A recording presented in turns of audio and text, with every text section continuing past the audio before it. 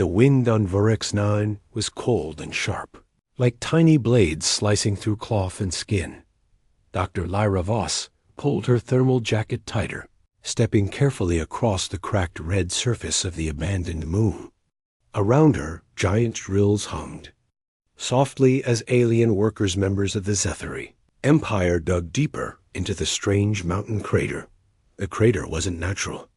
That was clear from the perfect circle it formed, the smooth black walls that shimmered with static energy, and the odd silence inside it. Even the machines made no noise once they crossed the inner rim. Lyra was the only human in the research crew, a guest, a scientist. But no one listened to her warnings. "This place is too quiet," she said, holding up her handheld scanner. General Tyrex, the Zethary team leader, clicked his tongue. "It's a gate," he said. "A vault of ancient tech. Your human fear won't stop history."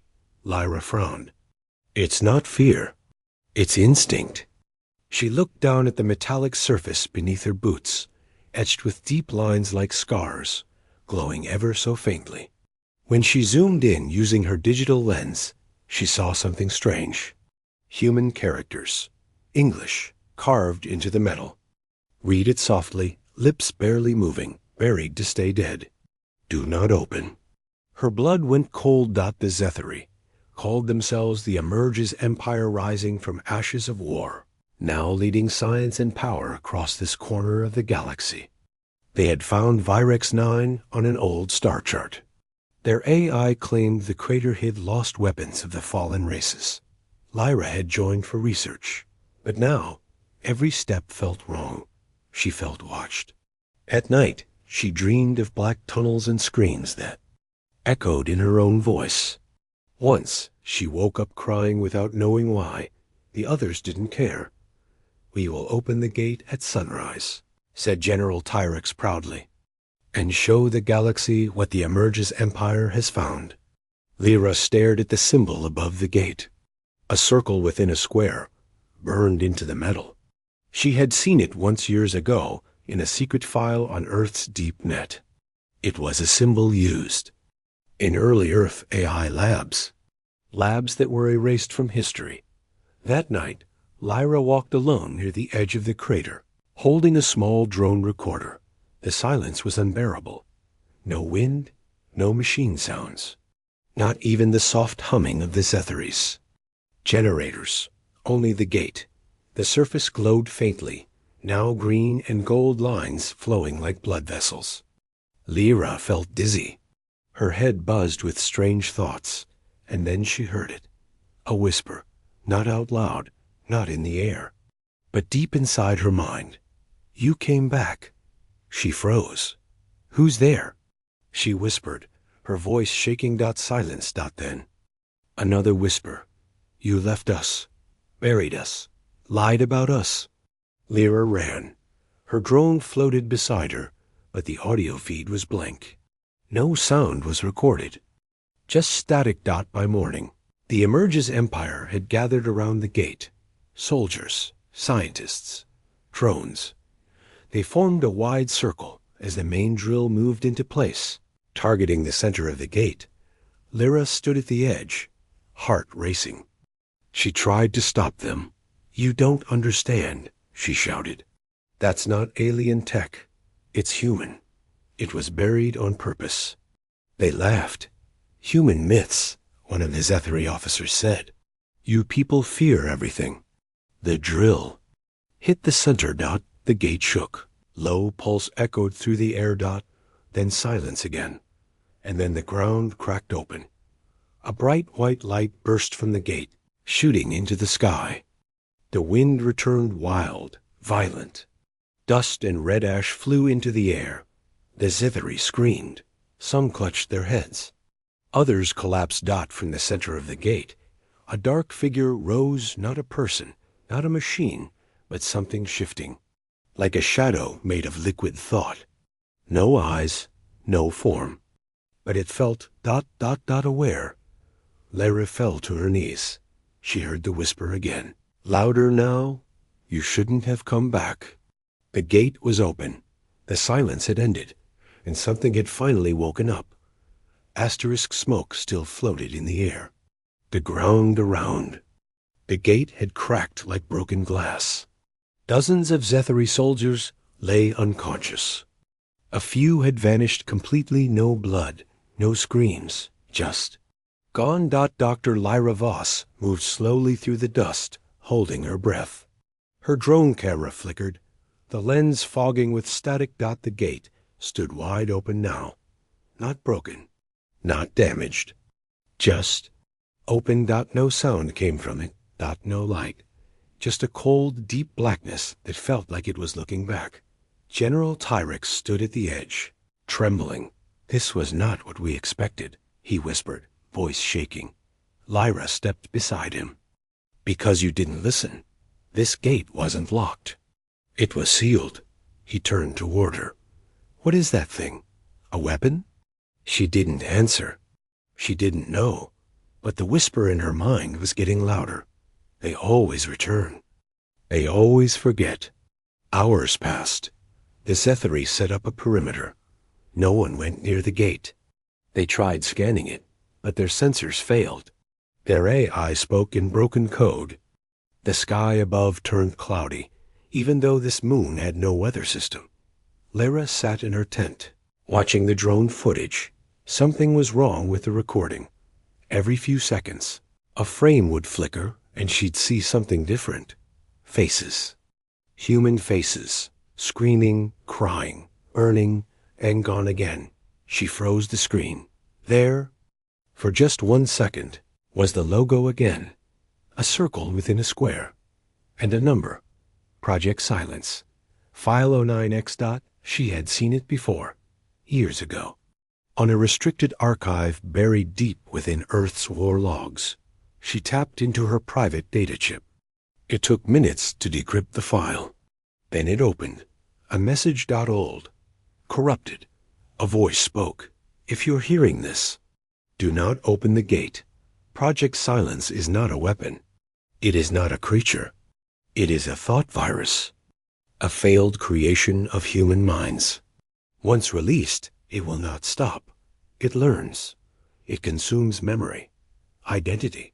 It doesn't kill. It erases. Lyra sat back, her skin crawling. They hadn't just opened a gate. They had freed something that could rewrite existence itself. Outside, screams echoed again. Lyra ran toward the gate. A Zethari soldier stood there, staring into the blackness. His eyes were blank, his body stiff. Are you okay? She asked. He didn't respond. Then, slowly, he turned to her. But it wasn't his voice that came out. It was hers. You left us, buried us, but now you are us. The soldier collapsed, his skin turning to ash. Lyra stumbled back. General. Tyrix arrived, weapon drawn. What did you do? He shouted. I didn't do anything, Lyra yelled back. We need to leave, now. But it was too late. Every screen in the base lit up.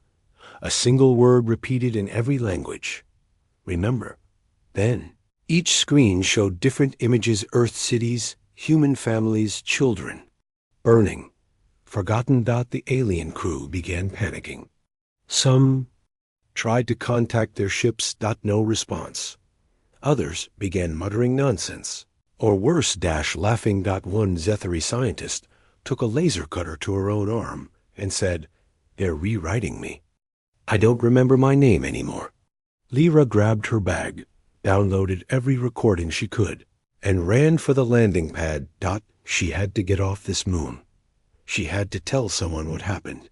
But then, her own drone spoke. You can't run from memory, Lyra. You brought us back. She stared in horror. The machine had never said her name out loud before. Back inside the command tent, Tyrix gave the order to evacuate. But ships wouldn't start. Engines refused to respond. Black mist began seeping from the gate, slow, thick, unnatural. Anything it touched stopped working. Lights, guns, AI. The horror wasn't attacking with force. It was undoing reality. One piece at a time, Lyra sat alone near the edge of the crater, hands shaking, breath short. The whisper was now a voice, clear, strong, inside her skull. You are the key. You are the bloodline. We remember you. She didn't understand. Then she remembered something her mother told her years ago. We come from builders, child. From the ones who locked the darkness away. Now she knew what that meant. She was human, but more than that. She was connected to the ones who buried this thing the first time. And now it wanted her. Asterisk. The black mist moved like it was alive, slow, smooth, and filled with whispers no one wanted to hear. It didn't choke or burn. It did something worse. It unraveled. Wherever it touched, memories slipped away like smoke. People forgot who they were. Tools forgot how to work. Machines forgot they had purpose. And some just stopped existing. Lyra ran, holding her breath, moving between metal crates and downed drones. Behind her, 3 Zethari soldiers screamed as they vanished into the mist. Their voices faded like echoes swallowed by time. She didn't look back. She COULDN single quotes T. Inside the control tent. General Tyrix stared at a blank screen. His command tablet flickered, showing fragments of his own orders. His name was missing. His rank gone. Why don't I remember how we got here? He whispered. His second-in-command turned to him, confused. Sir, who are you? Tyrix didn't answer, because he didn't know anymore. Lyra burst into the main storage bay, slamming the door shut behind her. She pulled her old backup drive from her bag and jammed it into a wall port. A video opened. An old, hidden file marked S-Class restricted, human use only. A man appeared on screen.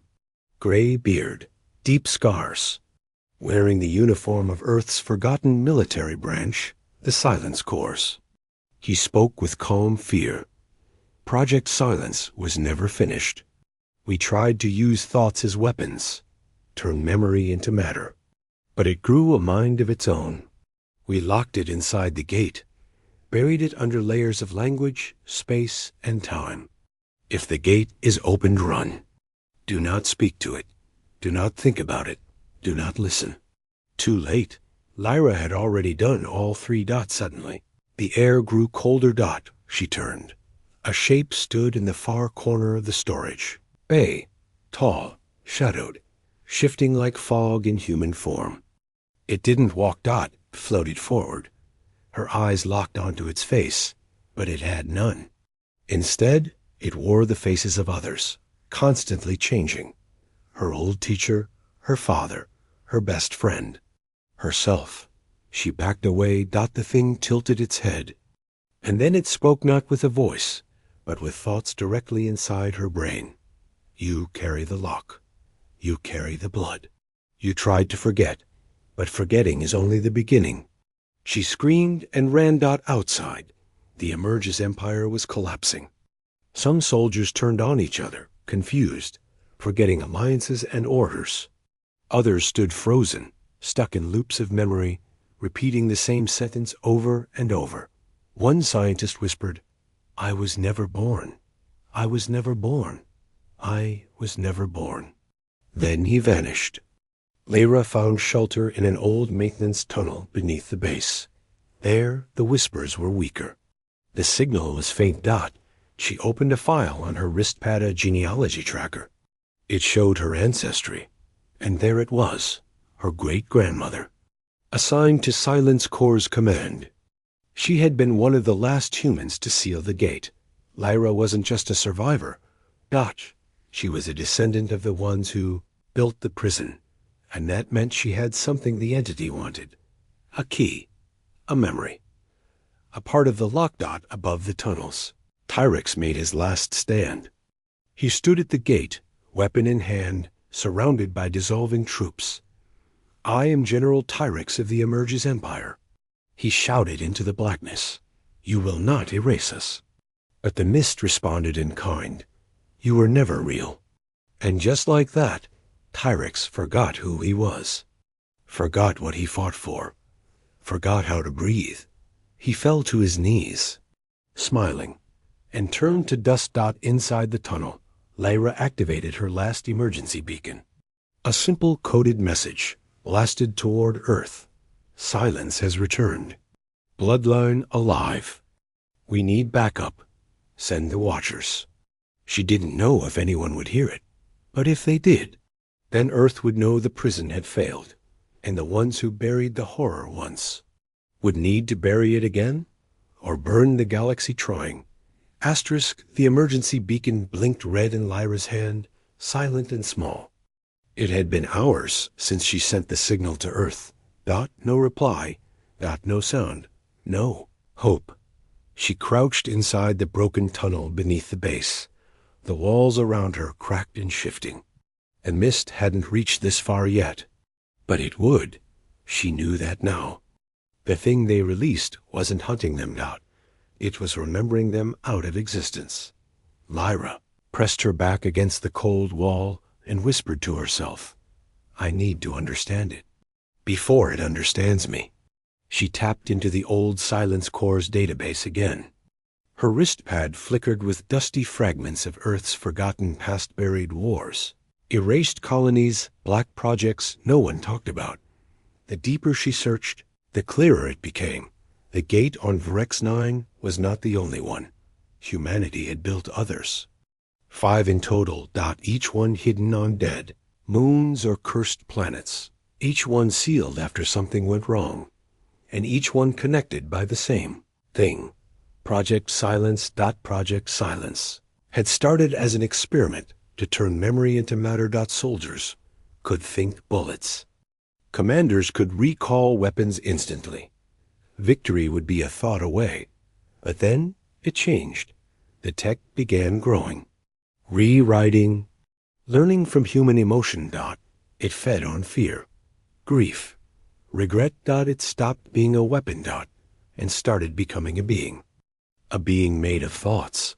A creature of forgotten truths. A memory that refused to stay buried.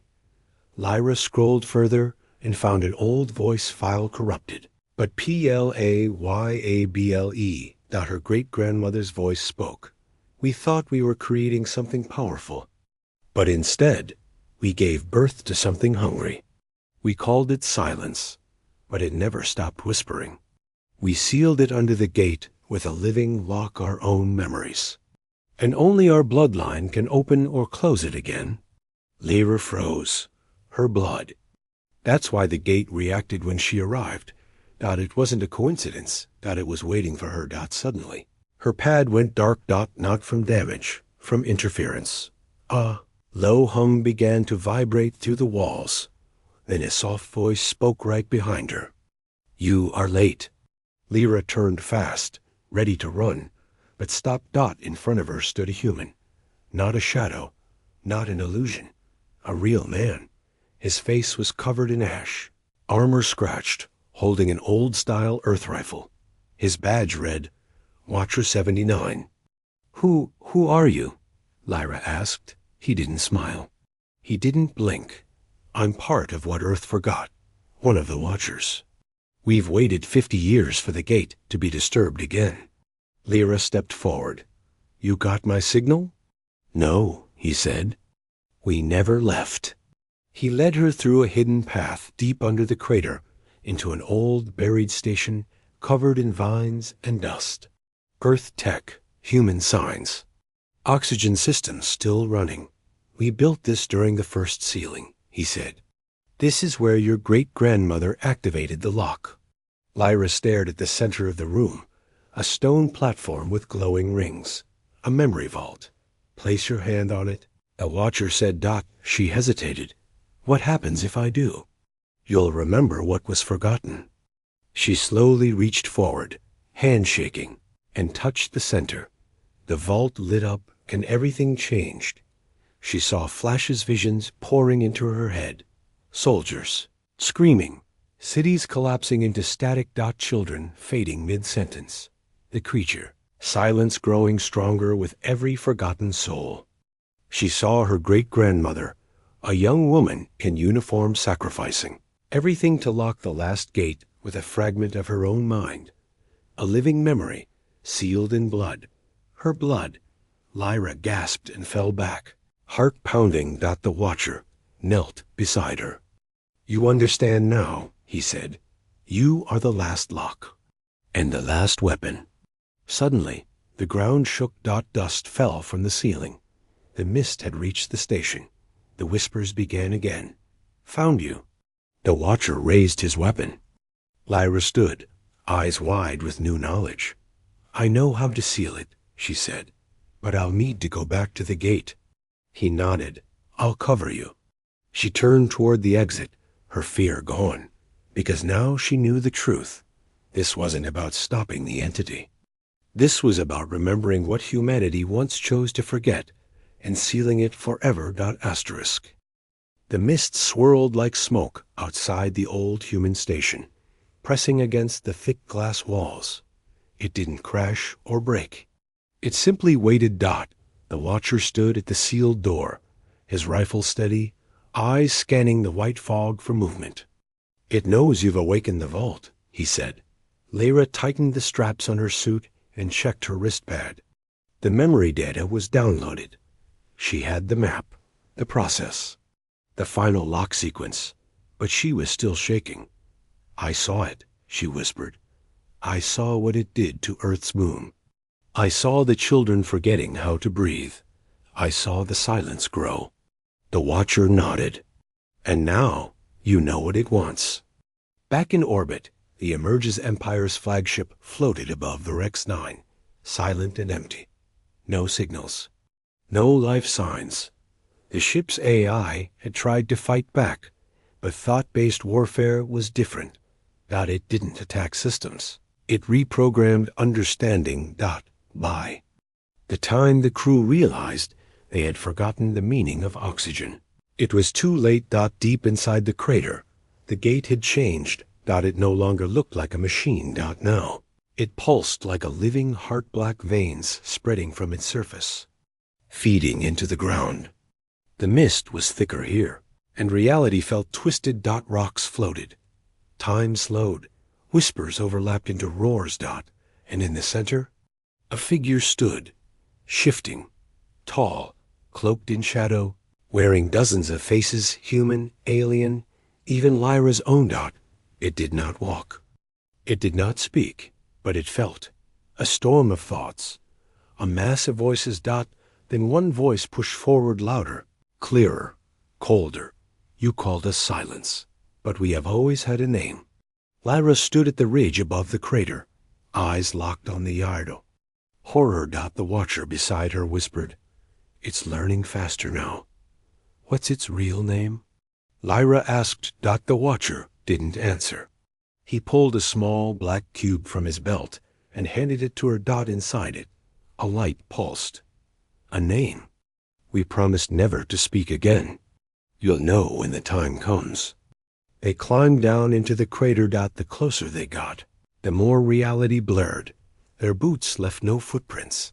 Sounds echoed before they spoke, and memories old. Small memories started breaking apart. Lyra forgot her schoolteacher's name. The Watcher forgot the taste of water. But they kept walking. They had to. The creature finally turned toward them. Its face melted and reformed like liquid glass. "You carry the last lock. The last pain. We remember your lying." Lyra stepped forward, heart racing. "I remember you too. You were never meant to be born." The silence pulsed. "We were born from your ambition, fed by your grief, grown in your war." Then it said her name, not just her first name, all of it, every hidden part of her identity, every secret code in her DNA, every whisper her mind had buried. It knew her better than she did. And it smiled. Watcher raised his rifle. Lyra shouted, "No!" The creature didn't fear bullets. It feared truth. Lyra opened the cube in her hand. A light shot upward, forming. A symbol in the air, a circle within a square. The original, sealed. and then the final word appeared. A word older than Earth's oldest language. A name. VRELITH. The silence shrieked. The air shook. The ground split. The watcher fell to his knees, bleeding from the eyes. Lyra stayed standing. Because now she remembered everything. Violith had been born in the final days of Earth's AI wars, when minds were turned into machines, and thoughts were used as weapons. It wasn't a being. It was a memory storm, a broken fusion of human regrets, lost dreams, abandoned hopes, all given form. It was emotion without limits, memory without control. Earth had sealed it away by removing its name from existence. But now, Lyra had spoken it again, and that gave her the power to end it. She activated the final lock on her pad. The rings around the gate began spinning. The black veins pulled backward. The faces vanished. Violith screamed not with sound, but with raw emotion. A wave of loneliness so strong it cracked the air. You locked us away because you feared. Yourselves, Lyra whispered. You're right. And then pressed the final button. The gate exploded in light. Second sun rose from the crater. Silence returned. But not the creature. Only the memory of what could never be forgotten again. The crater was quiet again. The gate had stopped pulsing. The black mist had vanished. Verx9 looked normal. Dead. And still just like before. But Lyra knew better. She stood at the edge of the pit, chest rising and falling fast. Her fingers were burnt from the memory lock. Her mind still echoed with Violeth's final scream. It wasn't gone, it was only trapped. Again, and this time, it was angrier. Behind her, the watcher sat against a broken wall, coughing blood. Did we win? He asked. Lyra looked at the shattered seal device in her hand. No, she said. We survived. Hours passed. Lyra built a signal tower using parts from broken drones. Her wrist pad was almost dead, but she had enough charge left to send one. Final message. Not to Earth. To the deep network. A human only. Encrypted system that didn't appear on alien satellites. She typed one line. Project Silence has reactivated. One survivor. Location compromised. Requesting code Iron Veil. She waited. 5 minutes. 10. Then her pad buzzed. A response came in 5 words. The Silence Watch is moving. The sky above Verx9 shimmered like shattered glass. Then they arrived. 12. Dark ships dropped from folded space blacker than space itself, with no flags, no lights, and no windows. They didn't send warnings. They didn't answer hails. They simply hovered. The emerges. Empire's remaining vessels tried to scan them, and immediately shut down. One Zethary warship melted mid-orbit. No sound. Just gone. The others ran. Lyra watched as the largest ship landed outside the crater. It was silent. Motionless. Then its hatch opened, and out stepped Earth's most hidden warriors. They wore no uniforms. No names. Only one mark on their armor. Circle within a square. The seal. These were the Silence Watch. In shadows. Trained for one mission only. To deal with the thing Earth was too afraid to name. The commander approached her.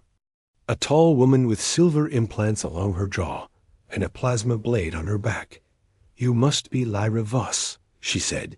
Lyra nodded. You got my message. We've been listening for years, the commander replied. You just finally screamed. Loud enough. She looked around the crater. The entity's dormant again, Lyra explained. But it's getting smarter. Next time, it won't wait. There won't be a next time, the commander said. She handed Lyra a small metal disc. What's this? Lyra asked. The last lock. Built from memory-stabilized neutron core. If the gate opens again, throw this inside. It'll create a time fracture. Time fracture? It'll delete 10 seconds from the universe. Lyra blinked. Won't that affect everything? The commander looked away. It already has. Meanwhile, the Silence Watch began building a containment shell around the crater. No one used normal tech. Everything was analog, manual, because digital systems could be rewritten by thought. These warriors trusted only what the mind could not change. They set traps, planted psychic scramblers, and filled the pit with light particles that made even shadows scream. And above it all, they raised a single warning sign. Here lies what should never remember. But it wasn't just about sealing the gate again. It was about what came next. Back on Earth, the message had spread, not to the public, to the secret chambers of the Earth Memory Council. Old generals, archivists, scientists, who faked their deaths. Decades ago, they reactivated Protocol Exosilence, because now they knew Virolith wasn't fully sealed, and it had touched minds again. Worse, the entity had learned from aliens this time, from the Emerges Empire, from those who didn't know better. And soon, it would reach beyond memory. Into creation. The Watcher lay inside a recovery pod as Lyra stood beside him. Why didn't Earth warn the galaxy? She asked. Why keep all this hidden? He opened one eye, because if they knew we created it, they'd never trust us again. She nodded slowly. And if they knew what we've prepared? The Watcher grinned weakly. They'd be more afraid of us than of Virolith. Outside, the Silence Watch's ships rose into orbit again. Their weapons weren't missiles. They were anchors, thought disruptors, dream cages, and echo drives that could erase entire timelines from memory. And they didn't aim them at V-Rex-9. They aimed them at space itself, because they weren't guarding just one planet. They were hunting the next gate, Asterisk. Rex-9 was silent once more, but it wasn't peace. It was containment. The crater now sat inside a giant memory shield, built by Earth's most secret force, the Silence Watch. Their black ships circled the planet like watchful ghosts. No signals in, no signals out. Lyra stood at the edge of it all, watching the sky. She held the last lock in her hand, cold, heavy, final. Inside it, a fracture-weighted one that could erase time itself. She didn't want to use it, but she knew she might have. 2. The commander of the Silence Watch joined her. It's still inside the gate, Lyra said. It hasn't spoken again, but I feel it. It's waiting. The commander nodded. It's always waiting. Lyra looked up. Tell me the truth. How many times have we done this? The commander didn't answer right away. Then, quietly, this is the third time. Lyra's blood turned cold. You mean, we've opened it before? More than once? The commander looked into the fog. The first time was Earth's moon. We lost everything. The second was a human colony. We had to erase from all records. You're the third seal bearer, and if I fail, there won't be a fourth. Down in the crater, the black mist started to rise again. Just a little, like a breath, like something asleep, beginning to dream again. Lyra clenched her fists. She remembered the faces it wore. Her father, her friends, herself. It didn't just kill. It made you question if you were ever real. She stepped forward. The memory stabilizers began to hum as she passed. Her wristpad vibrated with warning messages. Cognitive interference detected. Anchor. Points weakening. You may forget who you are. She took another step and another. Inside the gate's mouth, time twisted. She saw herself. Older, then younger, then gone. She heard voices that hadn't been born yet, and then she heard its voice. You brought me back. You always do. Why do you keep pretending this is your first time? Lyra's hands shook. I'm not like the others, she whispered. Yes, you are. You are them. The same memory, the same guilt. Reborn over and over. That's why you're the key. You're the loop. She fell to her knees and cried out above the crater. The Watcher ships charged their fail-safe weapons. One ship ready to black pulse. Missile the kind that didn't explode matter. It exploded meaning. If launched, no one would remember for X9 existed. Not Lyra, not the mission, not Earth, not nothing. Inside the gate, Lyra finally stood. No more loops, she said. No more lies. She pulled out the final lock, the neutron fracture device. But something in her stopped. A thought, a whisper of her grandmother's voice. If you destroy the memory, you destroy the warning too. If she erased Violith again, someone else would open it. One day, unknowingly, just like this time, and the loop would continue, unless she chose a different path. Lyra stood tall and did the unthinkable.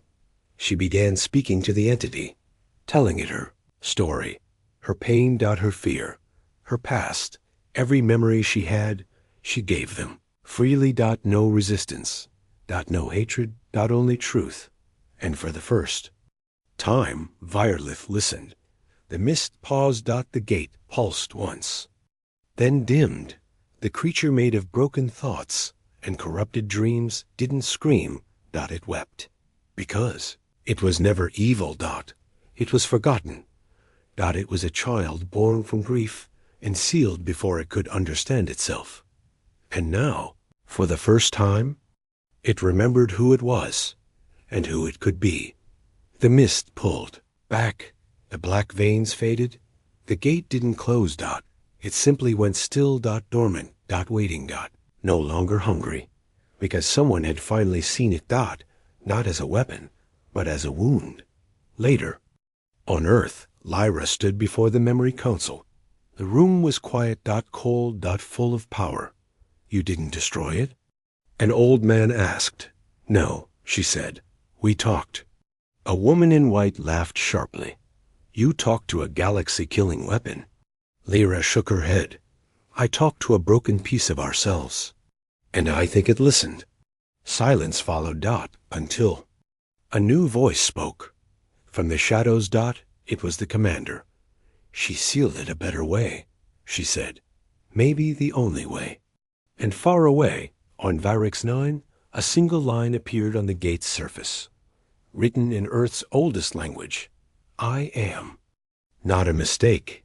I am a memory.